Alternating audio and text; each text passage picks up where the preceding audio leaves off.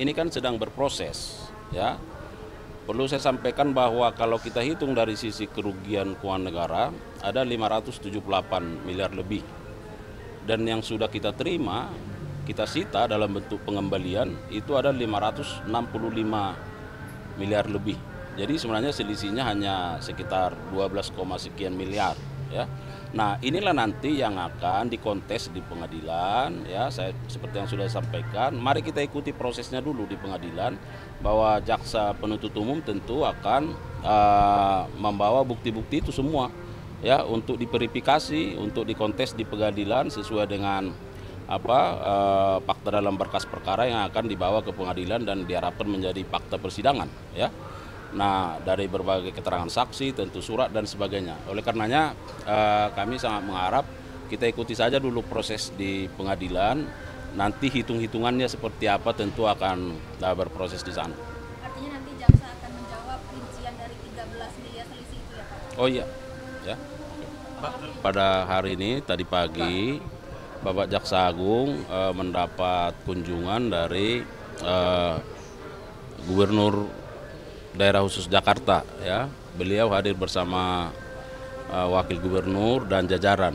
Nah, inti dari kunjungan dimaksud adalah kita tahu bahwa Pak Gubernur Daerah Khusus Jakarta kan baru menjabat, ya. Dan tentu yang pertama ada nilai silaturahim di situ. Yang kedua bahwa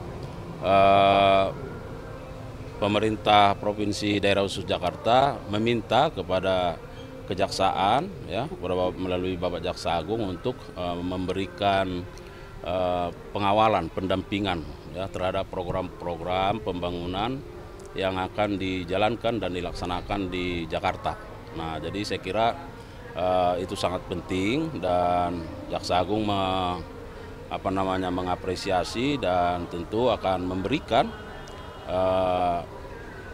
pengawalan dan pendampingan sepanjang itu terkait dengan tugas fungsi kita, ya.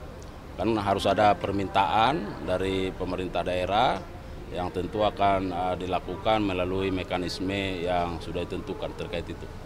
Itu ya. Pertemuan berapa lama tadi sama? Saya kira ada hampir 1 jam, ya, dengan hampir 1 jam. Oke. Terus terkait kemarin yang sidang perdana Tom Lembong itu kan terungkap dari dakwaan ada selisih 62 miliar. Bagaimana tanggapan dari Kejagung? Jadi begini, ini kan sedang berproses, ya. Perlu saya sampaikan bahwa kalau kita hitung dari sisi kerugian keuangan negara ada 578 miliar lebih. Dan yang sudah kita terima, kita sita dalam bentuk pengembalian itu ada 565 miliar lebih. Jadi sebenarnya selisihnya hanya sekitar 12, sekian miliar, ya. Nah, inilah nanti yang akan dikontes di pengadilan, ya. Saya seperti yang sudah sampaikan, mari kita ikuti prosesnya dulu di pengadilan, bahwa jaksa penuntut umum tentu akan membawa bukti-bukti itu semua, ya, untuk diverifikasi, untuk dikontes di pengadilan sesuai dengan fakta dalam berkas perkara yang akan dibawa ke pengadilan dan diharapkan menjadi fakta persidangan, ya. Nah, dari berbagai keterangan saksi, tentu surat dan sebagainya. Oleh karenanya kami sangat mengharap kita ikuti saja dulu proses di pengadilan. Nanti hitung-hitungannya seperti apa tentu akan berproses di sana. Artinya nanti jaksa akan menjawab rincian dari 13 miliar selisih itu ya Pak? Oh iya, ya. Pak, izin tadi kan Pak Gubernur datang ya Pak ke jaksa. Ini apakah kedatangannya untuk mungkin ada atensi lah, kemarin kan di Sub DKI juga ada kasus korupsi ya, dan sedang berjalan, apakah mungkin dilimpahkan ke Kejaksaan Agung? Jadi tadi saya sudah sampaikan kehadiran beliau itu dalam konteks membangun sinergitas, ya. Beliau mengharapkan ada bentuk pengawalan, pendampingan dari institusi kejaksaan kepada pemerintah provinsi terkait dengan program-program pembangunan yang akan dilaksanakan di daerah khusus Jakarta, ya. Dan tentu kita mengapresiasi, ya, permintaan dari daerah supaya kita akan melakukan pendampingan. Nah, kita tunggu saja nanti dari pemerintah provinsi, ya. Pak, yang kalau progres untuk kasus yang di Kementerian Kehutanan itu gimana Pak? Ini kan udah lumayan lama ya, udah beberapa bulan gitu. Sekarang masih berproses ya. Bahkan beberapa waktu lalu masih dilakukan pemeriksaan terhadap saksi ya. Nanti kalau ada update-nya akan kita sampaikan ya. Pak, terkait Pertamina, Pak, ini kan kerugian negara cukup besar ya, 193 itu perhitungan sementara. Apakah para tersangka ini juga akan dijerat dengan TPPU nantinya, Pak? Nanti kita lihat ya, karena penyidik sekarang sedang fokus terhadap pasal persangkaan yang sudah ditentukan ya kan. Nah, bahwa misalnya ada fakta nanti yang menjelaskan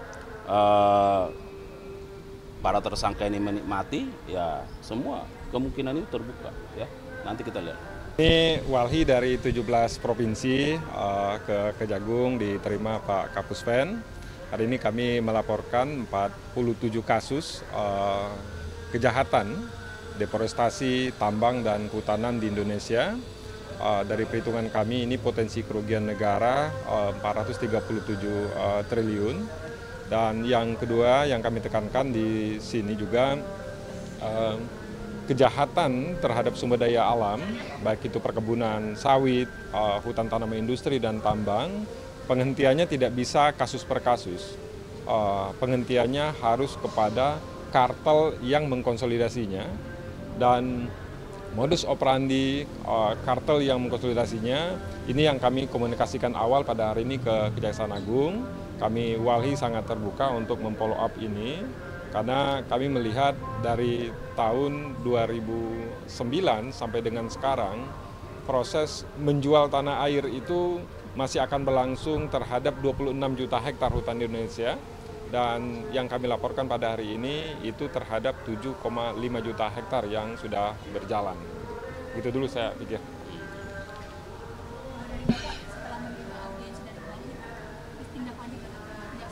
Ya, jadi dapat kami sampaikan yang pertama tentu terima kasih kepada Walhi yang punya atensi terkait dengan lingkungan kita. Yang kedua, Puspenkum sebagai PR-nya Kejaksaan tentu ini akan setelah menerima akan meneruskan ya kepada bidang-bidang terkait ya, kepada pimpinan untuk tentu nanti akan ditindaklanjuti ya. Bagaimana tindak lanjutnya, ada mekanisme, misalnya akan dilakukan penelaahan karena